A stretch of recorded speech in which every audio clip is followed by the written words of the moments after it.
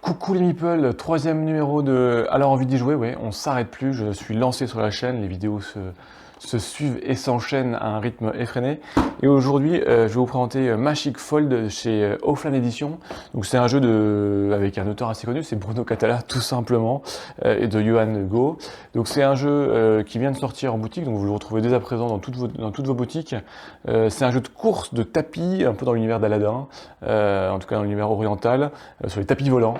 Rien de moins, donc c'est 2 à 4 joueurs, 20-30 minutes les parties, c'est accessible dès 7-8 ans, on va vite le voir. Donc un jeu de tapis, un jeu de pliage aussi, et il va falloir beaucoup aimer, de plier votre tapis et d'observation et parfois de coups bas. Voilà. Donc on se retrouve sur la table de jeu tout de suite pour une table de jeu sous forme de tapis volant bien évidemment.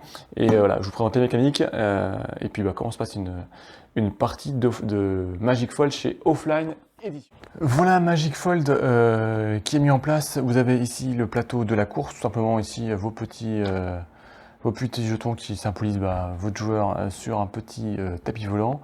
Le but c'est de suivre les nuages et d'arriver ici dans la partie du deuxième palais. Le premier, c'est une course. Donc ça va se jouer en fait en certain nombre de tours, hein, donc jusqu'à ce qu'il y ait un vainqueur. Chacun va avoir un petit tapis volant, vous avez vu, est constitué de 16 cases de couleurs avec des symboles. Il y a des chameaux, il y a une lune, un palais oriental, une lampe de génie, et c'est tout.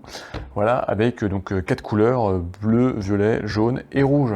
Donc à chaque tour, en fait, on va venir mettre 4 cartes, ce sont les cartes défis, donc devant des jetons d'initiative. Au top départ, tout le monde joue en même temps et le but du jeu c'est de réussir à plier son tapis pour respecter une des cartes défis. Donc dans les cartes défis, vous allez voir, ça va de 2 à 4 sur le nombre de motifs. En fait, il faut respecter motif, couleur. En fonction ici, j'ai une lampe, il faut que j'ai une lampe rouge et un chameau de boss rouge uniquement visible sur mon tapis. Ici, c'est uniquement les symboles. La couleur, vous avez vu, est blanche en fait, donc peu importe. Ici, il va falloir un carré jaune avec un symbole n'importe lequel, un carré jaune avec par contre un palais oriental, et ici un carré avec une lune et la couleur peu importe. Donc voilà, donc il va falloir chacun, secrètement bien sûr, fait son pliage. Donc par exemple, on va essayer nous de faire ici, donc la lampe avec le chameau. Vous allez voir, c'est pas si évident. Il faut réussir à se mettre. Donc je l'ai ici la lampe, ici le chameau. Donc je vais devoir plier pour réussir à faire disparaître tout ça. Donc par exemple, alors pour plier, on plie pas n'importe comment, on fait pas un chiffon bien évidemment. On plie, il faut respecter les lignes et les colonnes des petits carrés. Donc, alors c'est recto verso, hein, donc il faut essayer d'être intelligent. Et ici, elle réapparaît là. J'ai ici, et il faut que ça apparaisse là. Donc c'est pas gagné. C'est pas gagné. Vous avez vu, c'est pas si simple que ça. On va en prendre un autre. On va essayer de faire ici bleu, palais jaune ici. Ici ça marche. Et il faut que j'amène une lune. Donc par exemple ici, voilà, tout simplement. Voilà, là je vais l'avoir, c'est un super simple.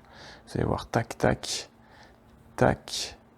Et là, on va plier comme ça.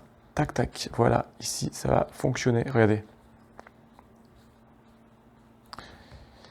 Donc j'ai bien mon palais jaune, mon dromadaire, la couleur bleue en fait, et ici une lune que j'aurais mis en jaune.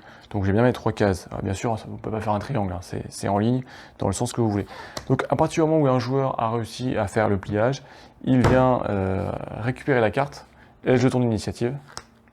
Le premier joueur, ça déclenche un petit sablier qui laisse aux autres joueurs 30 secondes, pas plus, pour réussir à terminer leur pliage. Alors bien évidemment, si vous essayez de faire la même carte, et c'est dommage pour vous, il faut recommencer et faire les autres cartes. Donc chacun va réussir ou non à faire un pliage. Quand tout le monde a réussi ou que les 30 secondes sont écoulées, fin du tour, on vérifie que chacun a respecté son pliage. S'il n'a pas respecté, il ne se passe rien. Et sinon, s'il est respecté, qu'est-ce qui se passe? Et bien en fait, on va résoudre l'action qu'il y a sur la carte défi, plus l'action du tour d'initiative. Donc ici, par exemple, typiquement, j'avance de 2 cases ici et de 2 cases ici, donc j'avance de 4 cases. Si je suis joueur jaune, j'avance 1, 2, 3, 4. Ici, celui qui a fait ça, bah, c'est pareil, c'est 2 cases, mais le champ d'initiative lui donne 3 de plus, donc ça donne 5 cases, c'est pas mal. Ici, vous avez avancé de 2 cases, et le jeton d'initiative, il fait reculer d'une case un joueur adverse. Donc pendant que j'avance de 2 cases, et je fais reculer celui-ci d'une case. Donc ouais, petit coup bas, j'ai réussi à pousser ton tapis, et il est tombé. Et ici, le champ d'initiative numéro 2, il vous fait avancer d'une case en supplémentaire, et il vous donne ici un petit génie, qui est en fait un jeton bonus, puisque si vous faites un pliage et que vous vous trompez, vous n'y arrivez pas, vous le mettez sur une de vos cases, et ça remplace ce que vous voulez, c'est un joker. Donc ici, il a montré de 4 cases. Ici, voilà. Et ainsi de suite. Et alors, petite subtilité, c'est que si vous tombez sur une case, un nuage bleu, et ben c'est un raccourci, donc ça vous fait avancer d'une case. Et si vous tombez sur une case cobra, par contre, vous le récupérez. Et c'est un malus. Et les malus, ça peut être de perdre d'un jeton bonus, ça peut être de reculer de 3 cases, ça peut être de ne pas pouvoir utiliser au tour suivant un joker, ou ça peut être aussi celui-ci. Et ça va être très difficile, puisque vous allez devoir en fait faire le pliage à une seule main. Alors là, pour le tour suivant, ça suffit. Donc voilà, ça va être très compliqué. Donc voilà, on joue un peu de stratégie, puisque le jeton numéro 1, je vous rappelle, fait reculer les autres joueurs. Donc ça peut être intéressant de réussir à appliquer la carte avec le jeton d'initiative numéro 1 pour faire reculer les autres. On fait la course, on avance, et puis le premier qui arrive au palais d'Aladin, il délivre la princesse. Il est gagné, il devient le Super Maharaja, et il remporte la course, voilà. Donc vous avez plein de cartes d'initiative, hein, de défis, pardon. Donc il y a de quoi faire, hein, donc il y a vraiment de tout, il y a de tout niveau, des lignes qui ne sont pas si évidents que ça. C'est pas parce qu'il n'y a que 2 cases que c'est facile, c'est pas du tout toujours vrai. Donc voilà, il y a de quoi faire, 2 cases, 3 cases, enfin, voilà, il y a de quoi. Ben voilà, les tapis volants n'ont sûrement plus aucun secret pour vous. Vous saurez les manipuler et les maîtriser d'une manière parfaite pour griller la priorité à vos adversaires et gagner la course de tapis volants qui sera sûrement organisée bientôt près de chez vous. Plus sérieusement, Magic Fold, c'est une jolie découverte. Bon, moi, c'est un jeu, je pense, qui va surtout aller pour les enfants. Dans la maison de vacances, je pense qu'ils vont bien en profiter.